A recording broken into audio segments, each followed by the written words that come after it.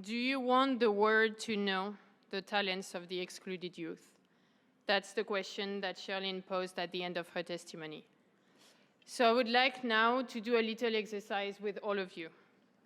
Think back about your early 20s. In what area were you talented? What were your passions? What were your dreams for the future? And more importantly, how many people in your life encouraged you? Whether you achieved those dreams or not, whether you are where you envision you would be or not, chances are that if you're in this room tonight with us, somewhere, someone along the way saw you, saw your talents, saw your value. No one chooses where they're born or under which circumstances.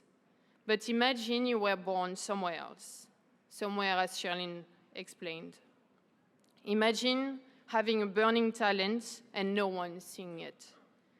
Imagine you had a light within you that others constantly extinguish, belittled, judged, devalued.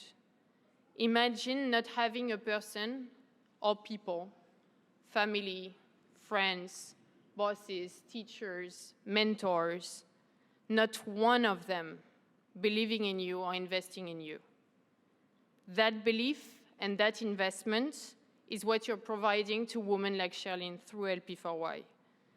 And in places like Tondo that you just saw, there is no place to nurture such hopes and talents. The energy is committed to day-to-day survival. When I met Charlene 5 years ago, she was completely closed off to everyone. She suffered from bullying, repeated violence, and abuse within her home. And as she said, she retreated inwards. And the loneliness that came with those struggles was really dictating her life. And as mentioned, she even thought about ending it. But I had the privilege to go back to Tondo 2 weeks ago. And I was overwhelmed with emotion when I reunited with her. When I saw her, I noticed that her eyes has changed. There was an undeniable sparkle. Seeing her warmth, her openness, her pride, and watching this new Charlene interact with my partner was heartwarming. Watching her stand at the very front of the training room with confidence, a combination of strictness and understanding while coaching a new generation of women made me beyond emotional. She now coaches the very same program I coached her in not so long ago, empowering and guiding women of her community. Talk about a success story. Talk about paying it forward. Talk about the exponential impact of LP4Y. Not only she's now a coach, but she can relate with a new generation in a way I simply cannot. She understands and knows better than anyone how these women feel and where they come from. She understands the struggle of not having food every day, living in a home with more than 10 people, suffering from health issues, sleepless nights, feeling unsafe, having family or neighbors who are addicted to alcohol or drugs, who abuse or are abused, and unfortunately, the list is endless.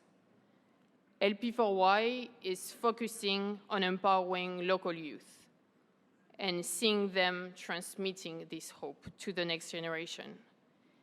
The idea for LP4Y is to build the foundations, to plant the seeds, so that growth can happen with or without us there. What LP4Y envisions is the end of excluded young people, a world where every youth has the tools to fulfill their potential. And the beauty of this organization is not only propelled by John and Laura's vision, nor by the catalyst in the field. The beauty is that it requires all of us. Volunteers at the centers, companies opening doors, individuals helping on advocacy and fundraising, and also each individual donating to help to maintain that operation running. All of these components are really essential. No matter who you are or what you do, you can be a catalyst of the change. Being a catalyst means working to create a world where everyone gets a fair chance at opportunities. Being a catalyst means caring about those who are excluded and overlooked. Being a catalyst means believing that everyone has potential. And lastly, being a catalyst means empowering young people to pay it forward. LP4Y has helped over 6,000 youth using funds mainly from this gala. So thank you for being here tonight, and thank you for your generosity. The importance of tonight is substantial, and I really wish Charlene could be here with us. But the fight against exclusion is far from being over. Now, this is the time to act, all of us, together. Thank you very much.